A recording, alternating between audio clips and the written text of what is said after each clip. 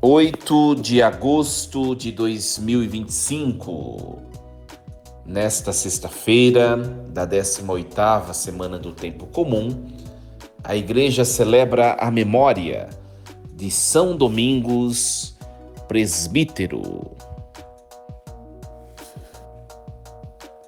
Rádio Rainha da Paz, um novo tempo para evangelizar.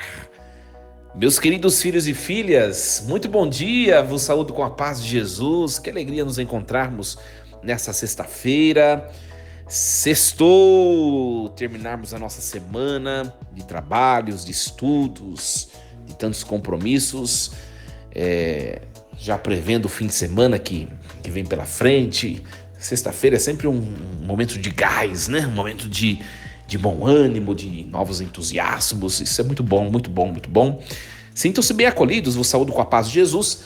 Iniciemos esse nosso programa, Reflexão Diária, em nome do Pai, e do Filho, e do Espírito Santo. Amém. Meus queridos, antes de proclamarmos a palavra de hoje e depois refletirmos, é sempre importante, quando celebramos a memória de algum santo, refletirmos um pouquinho sobre a vida do santo, qual testemunho ele nos deixou, né? Porque os santos, para nós católicos, são pessoas, foram pessoas como nós, né? Tiveram seus desafios, suas lutas, mas enfrentaram a vida com o coração unido a Jesus, né? Esse é o diferencial daquele que hoje nós chamamos de santos, né? E São Domingos de Gusmão, assim chamado, viveu no século XII, na transição do século XII para o século XIII, nasceu no ano de 1170 e faleceu no ano de 1221. São Domingos de Gusmão, hoje celebrado, foi um sacerdote castelhano, né? Fundou a ordem chamada a Ordem dos Pregadores, também chamada de Dominicanos. Ele é conhecido por seu zelo pela pregação, né? Por isso que Ordem dos Pregadores, né? De fato, a pregação de São Domingos era fantástica, né? E prezava por uma vida austera, por uma vida devota, sobretudo a pessoa da Virgem Maria, que é mãe de Jesus, né? Então, um grande exemplo para nós, São Domingos, e alguns pontos importantes da vida de São Domingos, né? Ele nasceu na Espanha, de família cristã fervorosíssima, e São Domingos se tornou cônego regular, né? Viajou pela França, viu a necessidade urgente de combater heresias através da sua pregação, do seu testemunho de vida. Fundou a ordem dos Pregadores, né? No ano de 1216, quando recebeu a aprovação do Papa Honório III, sob a ordem, né, dos Pregadores. E o foco dessa congregação religiosa seria a formação intelectual na missão evangelizadora. E até hoje a Ordem dos Pregadores, né, os dominicanos, eles prezam muito pelo estudo, né, até hoje. Então, outro ponto forte de São Domingos e da Ordem dos Pregadores é a devoção mariana, né? É atribuída a São Domingos a difusão do rosário, tá? Isso é importantíssimo. Então, o rosário como método de oração e meditação sobre a vida de Cristo começou em São Domingos, né? De maneira organizada, de maneira estruturada, vamos dizer assim, né? Tem muita gente que não sabe, né? Onde começou? Quando que a igreja começou a rezar o terço, né? De onde vem o terço? De onde vem o rosário, né? Claro que o hábito de rezar Ave Marias de maneira subsequente antes de São Domingos, né? Mas o terço, o rosário, de maneira estruturada, como nós conhecemos, veio de São Domingos. A igreja reza desde o século XI, XII, o terço, né? O rosário. Muito interessante.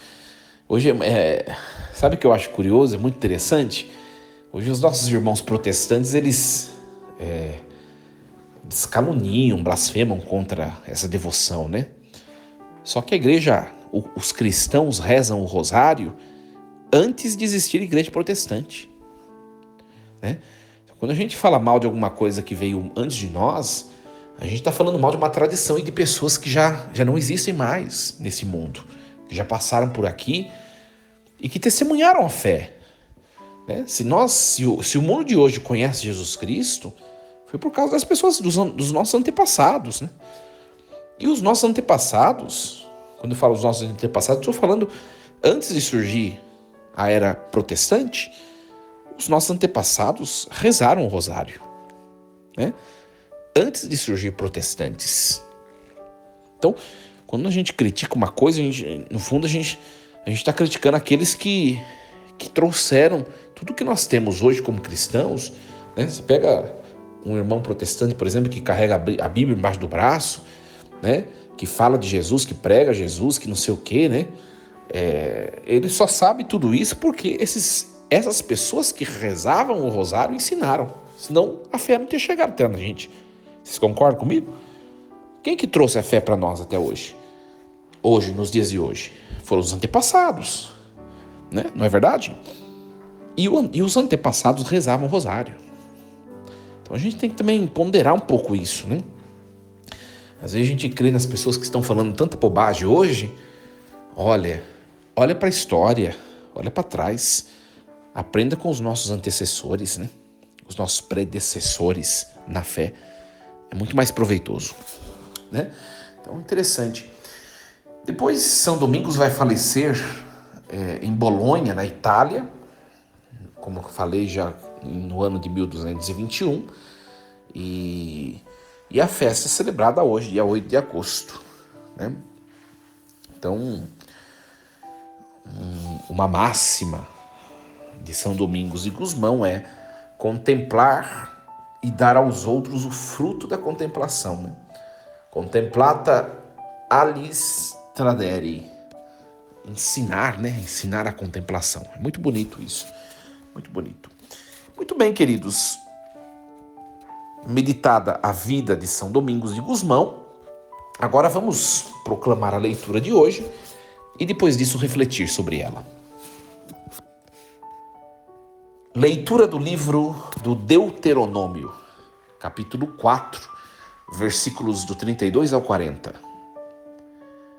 Moisés falou ao povo dizendo: interroga os tempos antigos que te precederam, desde o dia em que Deus criou o homem sobre a terra, e investiga de um extremo ao outro dos céus, se houve jamais um acontecimento tão grande, ou se ouviu algo semelhante. Existe, porventura, algum povo que tenha ouvido a voz de Deus, falando-lhe do meio do fogo, como tu ouviste, e tenha permanecido vivo? Ou terá vindo algum Deus escolher para si um povo entre as nações, por meio de provações e sinais e prodígios, por meio de combates, com mão forte e braço estendido, por meio de grandes terrores, como tudo o que por ti o Senhor vosso Deus fez no Egito, diante dos teus próprios olhos?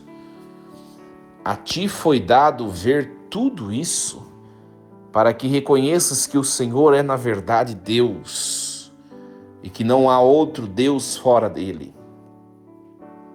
Do céu, ele te fez ouvir sua voz para te instruir, e sobre a terra te fez ver o seu grande fogo, e do meio do fogo ouviste suas palavras, porque amou teus pais, e depois deles escolheu seus descendentes.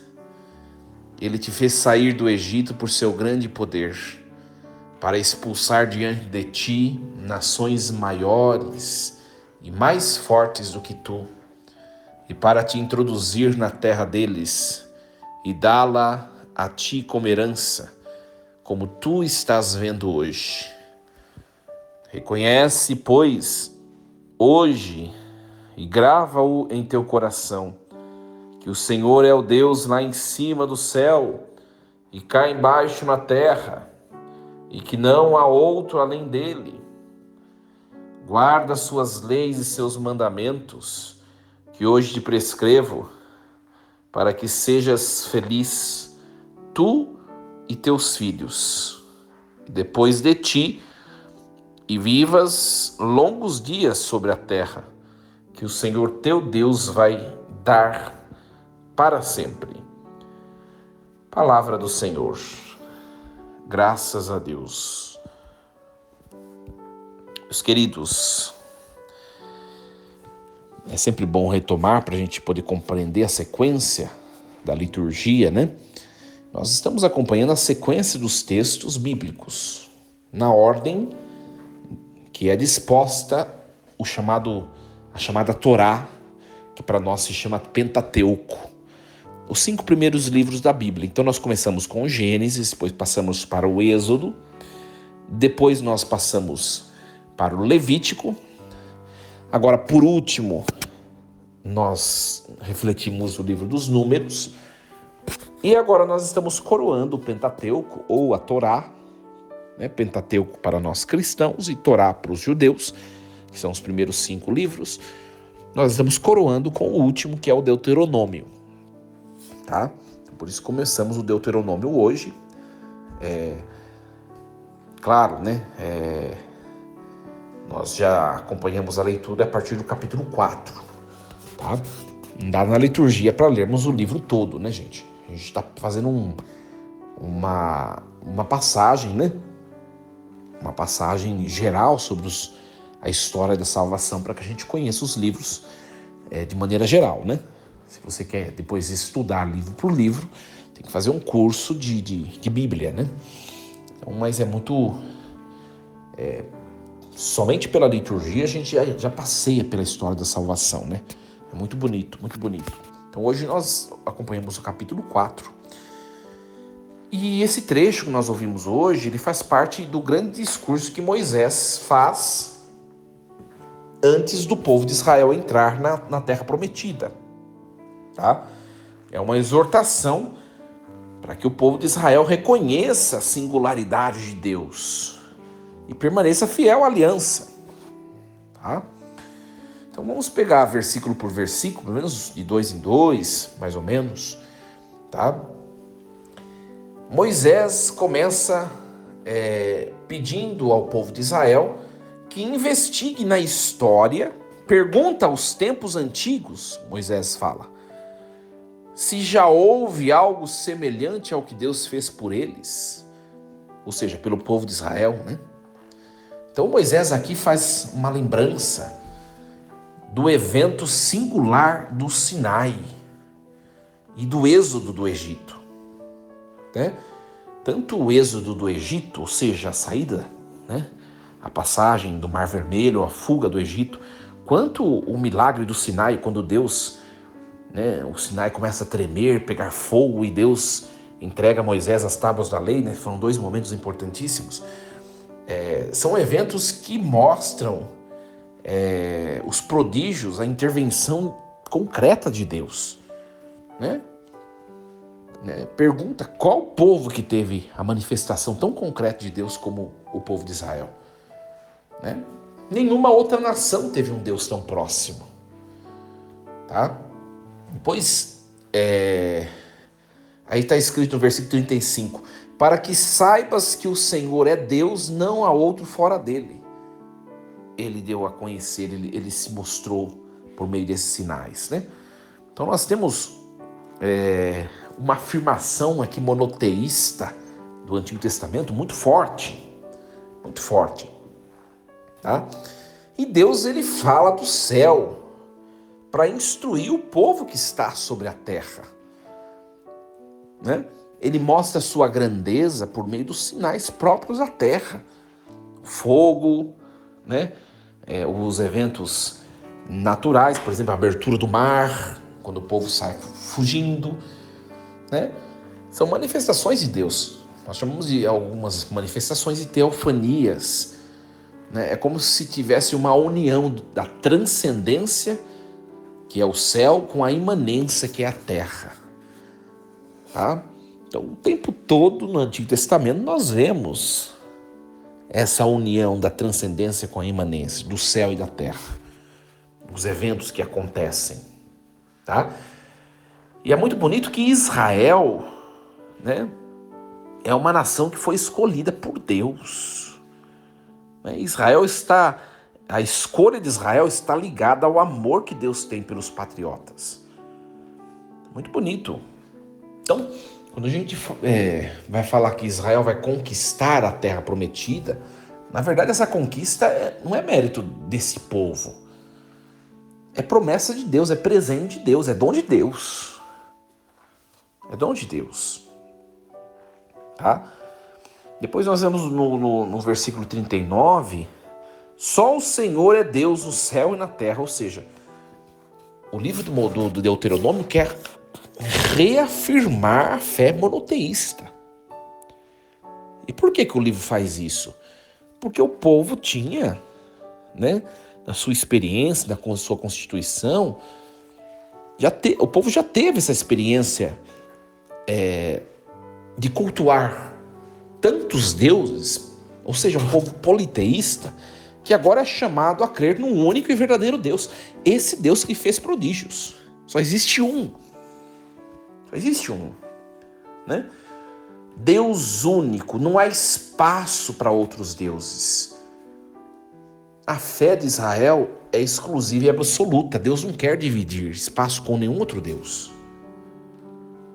Tá? E esse único Deus encontra na história o lugar da sua revelação. Deus vai se manifestando, se mostrando nos sinais concretos. Deus não é um Deus distante, né? E ele espera, por ele estar também se mostrando, que o povo também responda com fidelidade. Tá? Então, nós vemos aqui, Deus se mostra, se revela a esse único povo que é Israel, mas ele espera uma resposta de fidelidade. Ele espera uma resposta de fé. Tá? Então, vamos colocar esse texto de hoje na nossa vida, de maneira concreta, gente. Nós somos convidados hoje, a partir dessa palavra de hoje, a ler a nossa história e reconhecer nela a mão de Deus também. Qual que é a nossa tendência? Né? Porque o povo viveu muitas experiências miraculosas ou milagrosas. O mar que se abre, o povo passa, né? O maná que cai do céu, depois as codornizes que caem do céu, depois a água que brota da rocha que nós ouvimos ontem, né? Quantos milagres, quantas provas Deus deu ao povo de que Ele é Deus e só existe um Deus. Mas muita gente ainda não creu, mesmo diante de tantas provas, né? E na nossa vida, na nossa história, nós somos convidados a conhecer a mão de Deus também em tantas coisas. É só nós olharmos para trás. Quantas coisas que nós fizemos lá atrás, se a gente olhar bem, de maneira honesta, justa, quantas coisas que não fomos nós quem fizemos, mas foi Deus. Eu tenho a capacidade de olhar para a minha vida e perceber que o lugar onde estou hoje não é mérito meu, mas é dom de Deus, é presente de Deus. Eu tenho capacidade, eu tenho a hombridade e a humildade de reconhecer isso. Hoje eu sou sacerdote, tenho 5 anos de padre, de vida de sacerdotal, de exercício de ministério presbiteral, 5 anos de padre, né?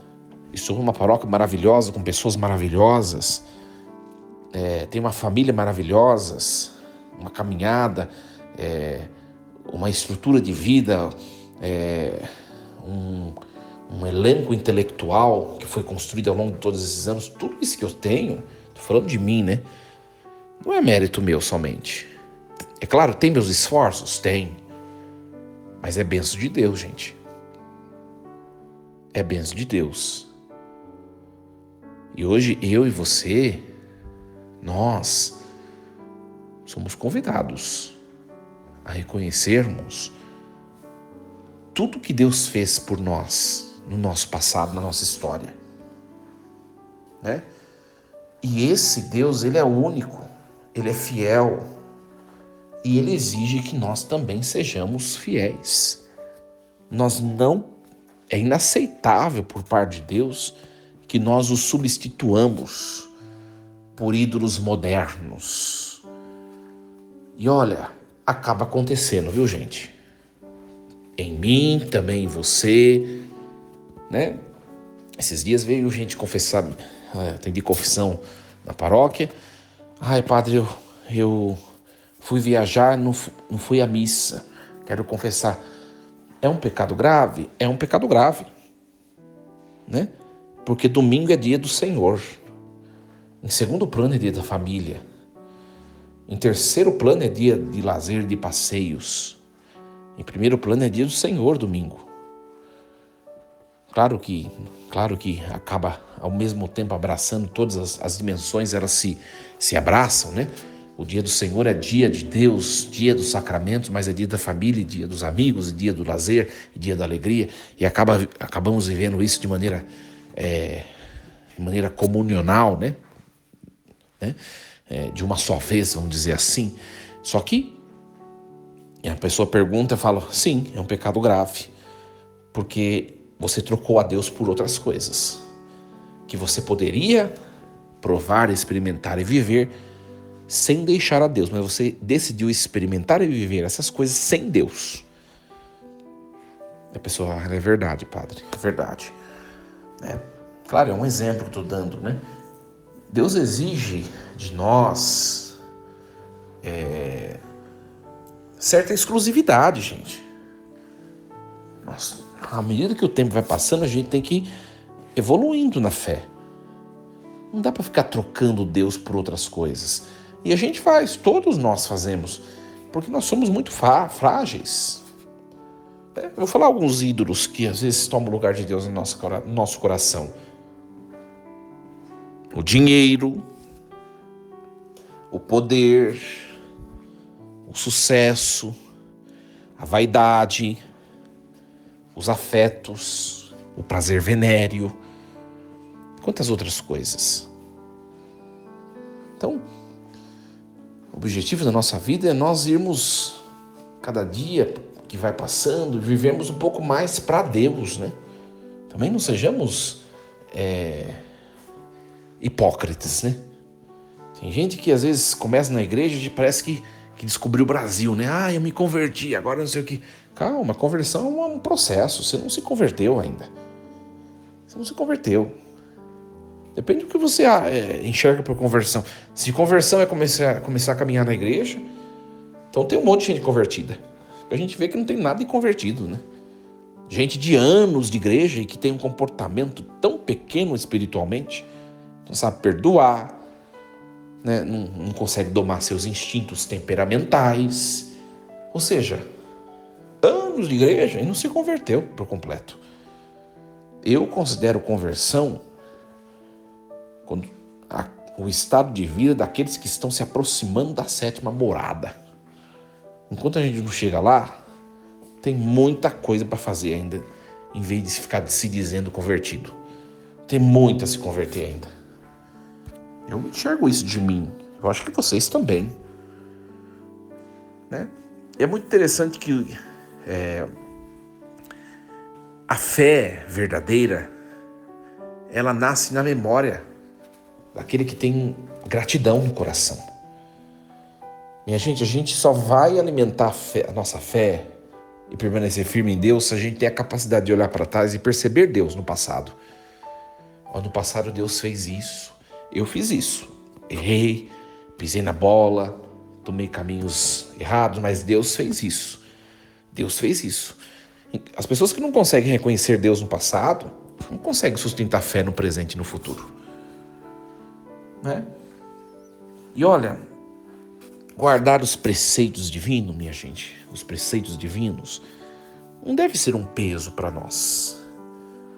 Nós devemos enxergar isso como um caminho para a vida plena. Né? Então, confiar em Deus, que Ele que está acima de nós na transcendência, ao mesmo tempo Ele está junto de nós, caminhando conosco, e ao mesmo tempo Ele está em nós. Né? Um Deus próximo, amigo, palpável, tocável, concreto. Que leitura bonita, né? Que leitura bonita. Então, Moisés faz esse discurso, né? O chamado discurso antes da entrada da Terra Prometida, porque Moisés já sabe que ele não vai entrar na Terra. E eles já estão perto de chegar a Canaã, que é a Terra Prometida. E Moisés já ouviu de Deus ontem, né? Quem não ouviu a reflexão de ontem, volta lá e escuta. Ontem, por causa da falta de fé de Moisés, ele bateu na rocha, Deus tinha falado para ele não bater, mas para ele só falar, ele desobedeceu a Deus. Então Deus falou para ele, você não vai entrar na Terra Prometida, para você aprender. Então ele já sabe que ele não vai entrar. Por isso ele está preparando o povo, para o povo ficar firme. Né? Minha gente, quem é pai, quem é mãe, sobretudo, presta atenção no que o padre vai falar. Presta atenção.